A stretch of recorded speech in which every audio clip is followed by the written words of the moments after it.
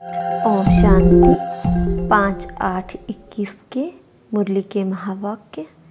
मीठे प्यारे बाबा बोले, मीठे बच्चे, बाबा आए हैं तुम्हारी तकदीर जगाने। पावन बनने से ही तकदीर जगेगी। प्रश्न, जिन बच्चों की तकदीर जगी हुई है उनकी निशानी क्या होगी? उत्तर, वे सुख के देवता होंगे। बेहद के बाप से सुख का बरसा लेकर सबको सुख देंगे। कभी भी किसी को दुख नहीं दे सकते। वह है व्यास के बच्चे, सच्चे सच्चे सुखदेव। दूसरा, वह 5 विकारों का संन्यास कर सच्चे सच्चे राजयोगी राज ऋषि कहलाते हैं।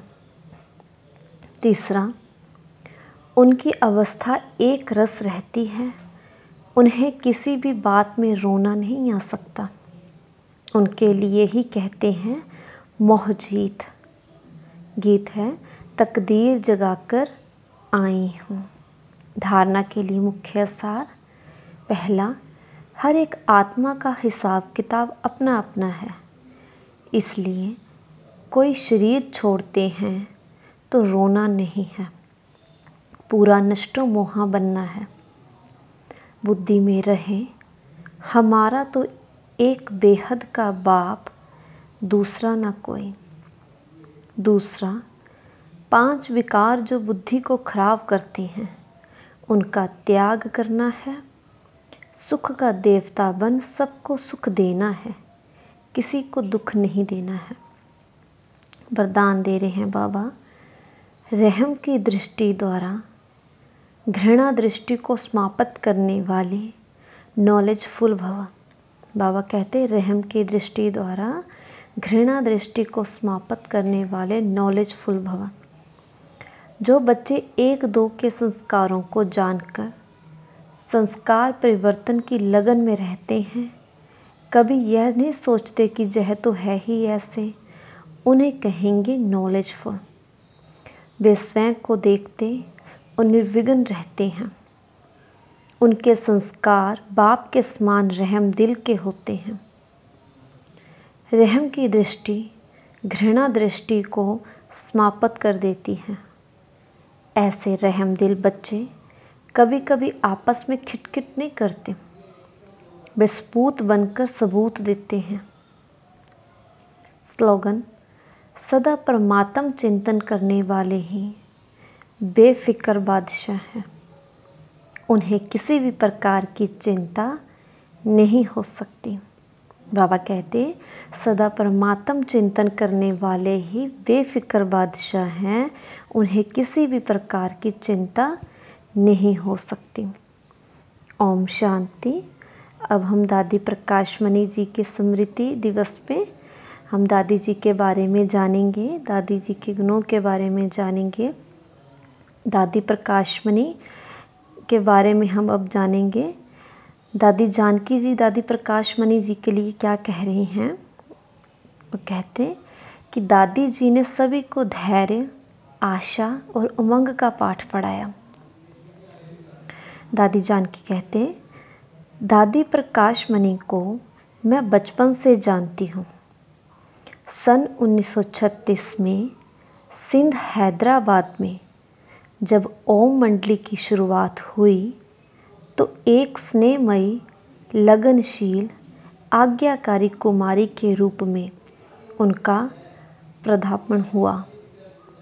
आते ही उनके हृदय में ईश्वर तथा ईश्वरीय परिवार के प्रति भरपूर प्यार देखा। उनका मन, वचन, कर्म हमेशा विशेषता संपन्न रहा। कभी साधारण चाल चलन की तो झलक ही नहीं आई। प्यारे बाबा ने भी उनको आते ही टीचर का पदभार संभलवा दिया। छोटे बच्चों की तो वे दिव्य शिक्षिका थी ही। कुंज भवन में बड़ों के बीच भी टीचर की भूमिका बहुत अच्छी निभाते देखा। बारी बारी से सबको भोजन बनाने की सेवा आती थी तो अपनी बारी में वे भोजन की बहुत अच्छा बनाती थी। जीवन के हर कर्म में चाहे स्थूल हो या सूक्ष्म, उनको सदा कुशल ही देखा। बाबा द्वारा बताए गए नियमों के पालन में तो हमारे सामने सैंपल बनकर रही। वे सरलता और स्नेह की मूरत बन मम्मा बाबा तथा सर्व भाई बहनों पर अपनापन उड़ेलती रही। जब हम कराची में थे तो प्यारे बाबा उनको ईश्वरीय सेवा के विभिन्न निर्देश देते थे, जैसे कि कैम्ब्रिज यूनिवर्सिटी में ईश्वरीय संदेश भेजो, महात्मा गांधी जी को ईश्वरीय संदेश भेजो, आदि आदि। दादी जी बड़ी तत्परता से इन सभी को अमल में लाती थी। वे बाबा के निर्देश, श्रीमत तथा इशारे को तुरंत पकड़ती थी और पूरा करके दिखाने में हमारे लिए मार्गदर्शिका की भूमिका निभाती थी। जब हम आबू में आए तो स्थान, वातावरण, परिस्थितियाँ बदलने के कारण भिन्न भिन्न बातें परीक्षा के रूप में सामने आई, पर दादी जी को हर परिस्थिति में अचल अडोल देखा।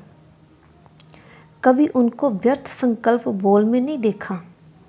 सेवा के क्षेत्र में भी उनका जहाँ जहाँ कदम पड़ा वहाँ वहाँ स्थापना का नया इतिहास रचा गया।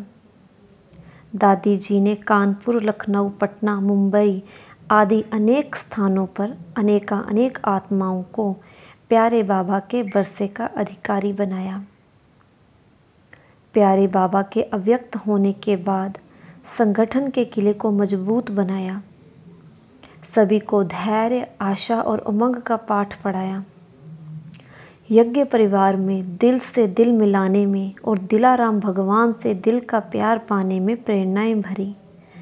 बाबा के अव्यक्त होने पर मेरे मन में प्रश्न था कि अब मुरली कौन सुनाएगा। प्यारे बाबा ने कहा, दादी प्रकाशमणि मुरली सुनाइए और पुरानी मुरलियाँ दोहराई जाएंगी। सचमुच दादी जी ने ऐसी मुरली सुनाई जो सकार बाबा की भासना हमें मिलती रही। सन 1974 में दादी और दीदी दोनों ने मुझे विदेश सेवा के लिए भेजा। प्यारे बाबा की श्रीमत और बड़ों की दुआओं से जर्मनी, अफ्रीका, कनाडा, कैरेबियन आदि स्थानों पर सेवा का बीज पड़ा। लंदन तो सेवा का प्रमुख केंद्र था ही। उन दिनों पूरे 4 साल मैं मधुबन नहीं आई। हाँ, दादियाँ हमारे पास आती रहीं। सन 1977 में दादी हमारे पास आई। वहाँ ठंड बहुत होती है। मैं अमृत वेला कमरे में ही योग में बैठ गई। दादी ने इशारा दिया, बाबा के कमरे में चलो ना। तब से लेकर मैंने निरंतर ऐसी ही आदत बना ली है। दादी ने लंदन में ट्रैफिक कंट्रोल प्रारंभ करने का इशारा दिया। जब दादी विदेश के दौरे पर आती थी, मुझे यही वासना आती थी, दादी नहीं स्वयं बाबा ही आए हैं। डबल विदेशी भाई बहनों को देखकर दादी हमेशा ही कहती थी कि आप पूर्व जन्म में तो भारत में ही थे, इस अंतिम जन्म में ईश्वरीय सेवा अर्थ आप इन भिन्न भिन्न स्थानों पर भिन्न भिन्न संस्कृतियों में आ गए हो। दादी जी नेचुरल रूहानियत, उनका ईश्वरीय प्रेम और कल्प पहले की स्मृति पक्की कराने की विधि बड़ी प्रभावशाली थी। वे पहली झलक में ही किसी भी आत्मा में इतना अपनापन भर देती थी कि दूरी या अनजानेपन का भान मिट जाता था। यह मेरा महान भाग्य है कि ऐसी महान दादी ने सदा ही मुझ पर हक रखा। मैंने भी दादी की समीपता का बहुत सुख पाया है। दीदी मनमोहनी जी ने सन 1983 में जब देह त्याग किया तो सभी का विचार था कि शायद अब मुझे मधुबन में ही रखेंगे, परंतु मीठी दादी ने ही उमंग दिलाकर मुझे विश्व सेवा पर भेजा।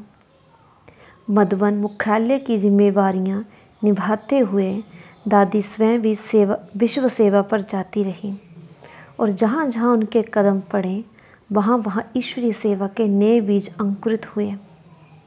सेवा वृद्धि को पाती गई। जब दादी का स्वास्थ्य ठीक नहीं था, तब भी उनका मुस्कुराता हुआ चेहरा देख कर्मातीत स्थिति की प्रेरणा मिलती रही। चेहरे पर जरा भी दुख चिंता की लहर नहीं दिखाई। जैसा बाबा हमें बनाना चाहता है वो सबूत देखा। वे याद में भी लवलीन रहती थी, बेहद सेवा को भी सामने रखती थी और सर्व का सहयोग लेने की भी बड़ी सुंदर युक्ति उनके कर्मों से देखने को मिलती थी। संक्षेप में यही कहूँगी कि बाबा की हर आज्ञा का पालन करते करते दादी बाप समान सबकी प्रेरणा स्रोत बन गई। ओम शांति।